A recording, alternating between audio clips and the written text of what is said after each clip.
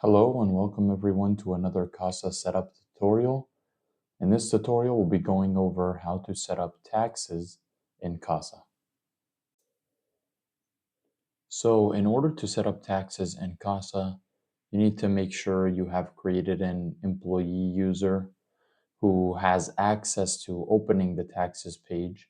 If you haven't made any employees or created the store yet in CASA, watch the first two videos of the series. So here we're going to assume you have a user who has permission.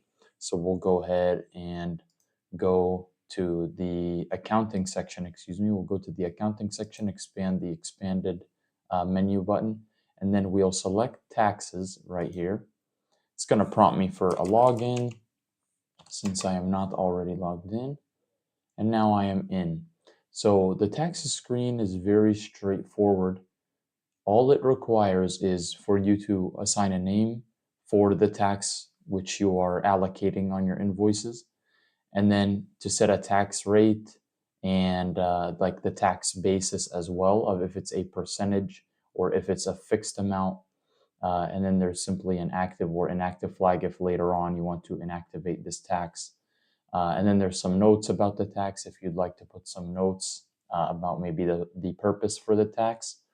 And then lastly, here at the bottom, there is a section that says, by default, this tax will apply to invoices from these stores. So you'll have to select from your list of stores. And this is where, let's say if you were to add, here I already have created the Kansas sales tax of 7.5%. But let's say I, had another store in the state of Colorado where I wanted to make maybe the Colorado sales tax. And the Colorado sales tax, if I'm not mistaken, is 8.25%. So we'll put 8.25, and then we'll make sure we have the percent toggle button here selected. And then we'll go here, and for by default, let's say we want to apply it to our store that's in Colorado, which is Jihad's Garage. And then we can say newly created inventory models of these types should have this tax applied to it. So CASA allows for individual inventory models to have fine-grained control over what taxes do and don't apply to them. But as we know, we want probably the majority of items by default to have tax applied to them when they are sold at the given store. So we could say, hey, this is a tax. Let's say the Colorado sales tax doesn't apply to labor, for example, that the Colorado sales tax only applies for products. So we would uncheck the labor checkbox. So that way, any labor items we create in CASA simply will not have this tax applied to them by default. And then we simply click the Save New Tax button at the top, and we see the tax has been saved over here on the left.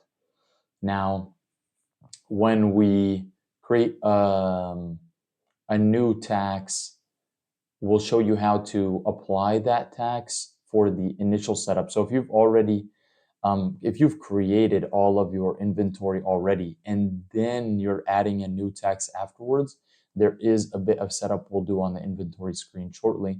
But I'll also just highlight, the fixed amount tax rate option if you want to apply some type of fixed fee of some sorts that applies to a certain type of inventory. So let's say maybe you do tires and you want to have a tire disposal. There's a tire disposal tax or something or fee which may apply to like a specific labor item. You could basically enter this as tire disposal, and then you could set it as a fixed dollar amount and say perhaps that the tire disposal fee is $5. So this is how you'd enter it, with the 5 here and then selecting the dollar symbol here rather than the percentage. And then you would say, hey, applies to tire related labor items perhaps, and then you simply unselect maybe the standard and bulk because you want it to just apply to labor, and then you assign it to the store again. So now we've added the $5 tire disposal tax.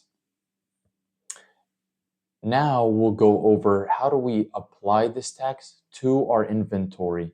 So as I said, by default, if you create these taxes first, when you first set up CASA, then all of your inventory that you add afterwards will have the appropriate taxes applied on the basis of what inventory type that inventory model is. But in this case, let's say we created the tax after we already have thousands of inventory items. So how do we say that that tax applies to those items?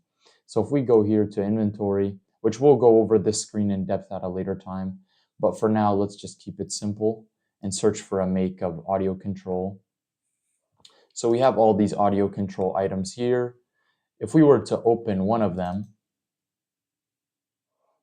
we see on the right there is a tab pane here of categories and taxes. So we'll select the taxes section and we can see all the taxes here. So if I go ahead and edit, we can see that right now this item only has the Kansas sales tax applied.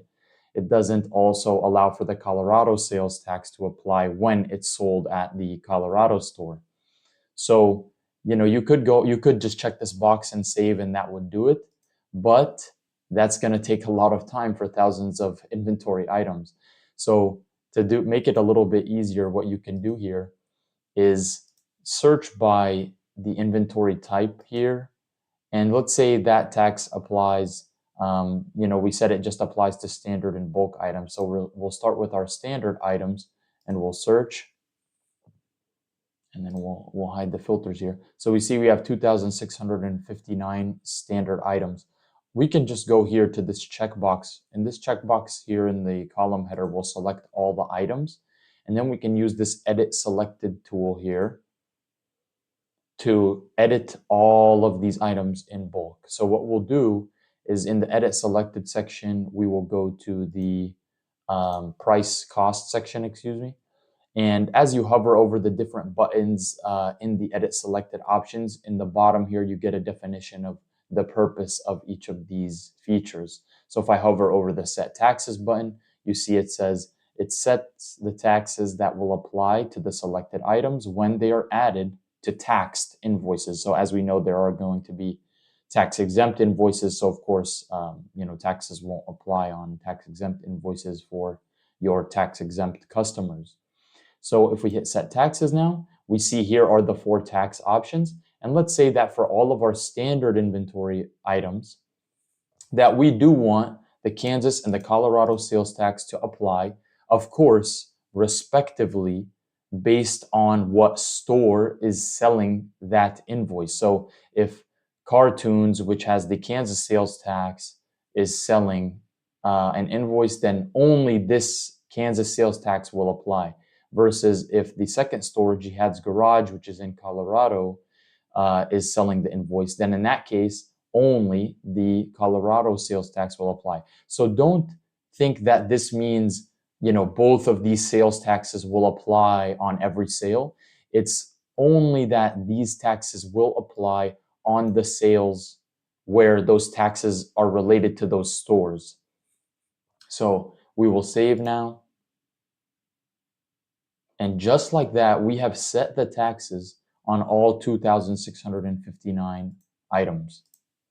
Just to highlight the default nature of what is being set here when we say that the newly created inventory models will have these, is if we go here and we create a new item in our inventory, we see here in the taxes section that since it's a standard item here by default, it automatically selected the Colorado and Kansas sales tax. If I toggle over here to, let's say, the labor, we see how the defaults have kicked in. So for labor, the defaults were the Kansas sales tax, material charge, and tire disposal. So we can see that the defaults are working as expected. Thank you all again for watching this taxes setup demo for CASA POS.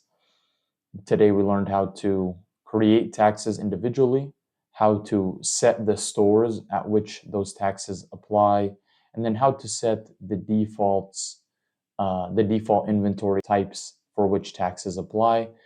as well as a small peek into the selecting multiple inventory items in the inventory table and editing those items in bulk in order to apply taxes if you are adding a tax after the fact, after your inventory has been established.